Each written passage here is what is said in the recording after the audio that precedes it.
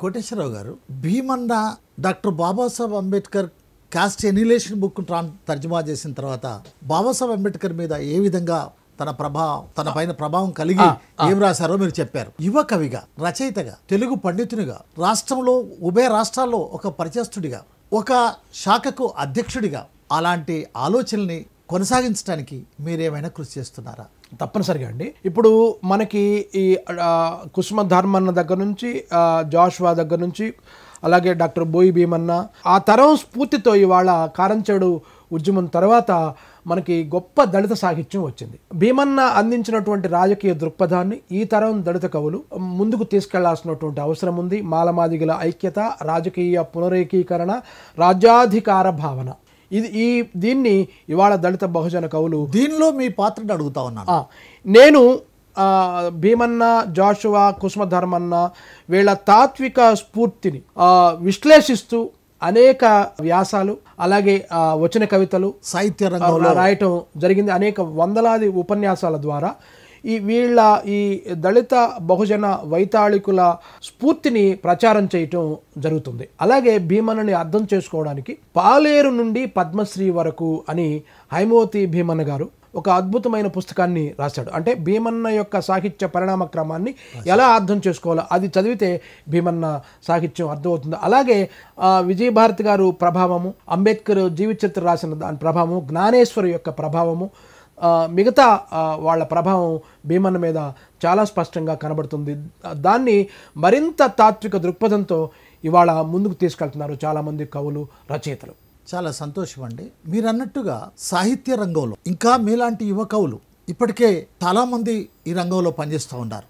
కానీ ఇంకా ఆ స్థాయికి, విశ్వకవి లాంటి స్థాయికి, మహాకవి లాంటి స్థాయికి, బోయి భీమన్న లాంటి స్థాయికి మీరందరూ ఎదగాలని, వీళ్ళందరినీ కూడా ఐక్యం చేసే విధంగా ఉండాలని మేము ఆశిస్తూ ఒక్క విషయాన్ని మిమ్మల్ని కోరుతా ఉన్నాను.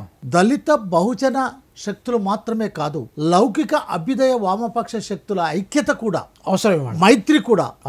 ఈనాడు ఒక మతోన్మాద శక్తులు పెద్ద ఎత్తున దాడి చేస్తున్నటువంటి స్థితిలో డాక్టర్ బాబాసాహెబ్ అంబేద్కర్ రచించినటువంటి రాజ్యాంగమే ఒక ప్రశ్నార్థకంగా మారుతున్నటువంటి స్థితిలో వీళ్ళ అవసరం ఉందని, వీళ్ళ మైత్రి అవసరం అని మీరు భావిస్తున్నారా? తప్పనిసరిగా అండి.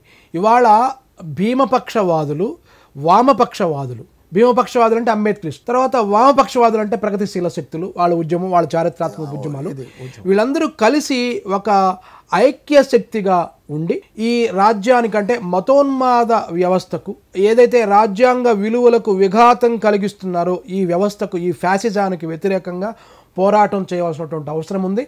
ఆ శక్తి, ఆ సత్తా భీమపక్ష వామపక్ష వాదులకే ఉన్నది అని మనం చాలా స్పష్టంగా చెప్పుకోవచ్చు. ఇప్పుడు చాలా సంతోషం వాళ్ళకే ఉందనే విషయాన్ని మనం స్పష్టంగా చెప్పుకోవచ్చు. కానీ దళిత శక్తులు, భీమపక్ష శక్తులు, ముఖ్యంగా ఆ రెండు ప్రధాన శక్తులు భీమపక్షంలో రెండు వేరువేరుగా ఉన్నాయి. కానీ ఈ శక్తులే చుండూరు అప్పుడు కానీ, కారంచేడు ఘటనలో కానీ, చుండూరు ఘటనలో కానీ, మరి అనేక ఘటనలో కలిసి అలాంటి మతోన్మాదాన్ని లేక ఉన్మాద ఆధిపత్య ఉన్మాద చర్యల్ని వ్యతిరేకించారు, అడ్డుకున్నారు, ప్రతిఘటించారు. కానీ ఈనాడు ఆ పరిస్థితి లేదు. అదేవిధంగా బీసీలు కూడా అనేక రకాలుగా విడిపోయి ఉన్నారు. ఎన్ని రకాల బీసీ కులాలను అన్ని రకాలుగా విడిపోయి ఉన్నారు. దాంట్లో ఈ బీసీలు ఇంకా దూరం చేయబడుతాం, ఇంకా దూరంగా ఉన్నారు.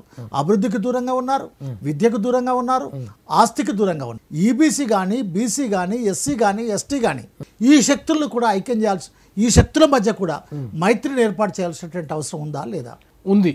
ఇవాళ అంటే ఈ మతోన్మాద శక్తుల యొక్క విజృంభణని తట్టుకోవాలంటే విభిన్న భావజాలాలకు చెందినటువంటి శక్తులు ఒక ఐక్య కార్యాచరణతో, ఒక ఏకైక లక్ష్యంతో, అటు ఈబీసీలు, బీసీలు, దళిత బహుజనులు, గిరిజనులు ఐక్యంగా ముందుకు రావాల్సినటువంటి అవసరం ఉంది. మీరు అన్నట్టుగా దాడులు జరిగినప్పుడు, కారంచేడు జరిగినప్పుడు, చుండూరు జరిగినప్పుడు, లేదా ఎక్కడ దాడులు జరుగుతాయో అక్కడ దాడులు జరిగినప్పుడు అందరూ కలిసి వస్తున్నారు. కానీ తాత్వికంగా కలవట్లేదు, రాజకీయంగా కలవట్లేదు. అంటే దాడులప్పుడు కలుస్తున్నారు, కానీ తాత్వికంగా కలవాల్సినటువంటి అవసరం ఉంది. అలాగే వాళ్ళ మధ్య ఉన్న వైరుధ్యాలను కూడా పరిష్కరించుకోవాల్సిన అవసరం ఉంది. భీమన్నలో కూడా కొన్ని వైరుధ్యాలు కూడా ఉన్నాయి. ఇందాక మనం ప్రస్తావించుకున్నట్లుగానే ఆయన వైదిక అంటే ఆర్ష మతంలో కులమత భేదాలు ఏవీ లేవు, కాబట్టి అప్పుడు ఆర్ష మతం యొక్క సామాజిక వాతావరణం కావాలి అని ఆయన చెప్తాడు. అంటే ఇప్పుడు డాక్టర్ బాబాసాహెబ్ అంబేద్కర్ చెప్పేటువంటి కుల నిర్మూలన ధోరణి మనకి ఆ పాత కాలంలో అంటే వేదకాలం కంటే ముందు వృత్తుల ద్వారానే ఐడెంటిఫికేషన్ ఉండేది, కులాలు ఉండేవి కాదు అని కూడా భీమన్ గారి ప్రస్తావన ఉంటుంది. అలాగే ఆయన జాతీయోద్యమం జరిగేటప్పుడు భారతీయ సంస్కృతి గొప్పది అని దుర్భాకర్ రాజశేఖర శతావధాని లాంటి వాళ్ళు, చాలామంది కవులు నవ్య సాంప్రదాయ యుగం అంటారు. వాళ్ళు ప్రాచీన భారతీయ సంస్కృతిని కొనియాడారు వలస వాళ్ళ పాదంలో. భీమన్న దానికి భిన్నంగా ఆ భారతీయ సంస్కృతికి మూలం హరిజనులే అని చెప్పాడు. అంటే భారతదేశ ఆధ్యాత్మిక, సాంస్కృతిక, రాజకీయ చైతన్యానికి వారసులు మూలము హరిజనులే అని చెప్పాడు. అది చాలా గొప్ప మాట, కీలకమైనటువంటి మాట. కాబట్టి ఈ వైరుధ్యాలకు భిన్నంగా భీమన్ని మీద ఇంకా పరిశోధన జరగాల్సినటువంటి అవసరం ఉంది. జాషువా సాహిత్య పీఠం ద్వారా తెలుగు విశ్వవిద్యాలయం కొంత ప్రయత్నం జరుగుతుంది. అలా ఈ మహాకవి యొక్క సాహిత్యము ఎంత విస్తృతంగా ప్రజల్లోకి వెళితే అంత విస్తృతమైన తాత్విక చైతన్యం వస్తుంది. ఆ రోజు కోసం మనందరం ఎదురు చూద్దాం, మనందరం ముందడుగు వేద్దాం ఐక్యంగా.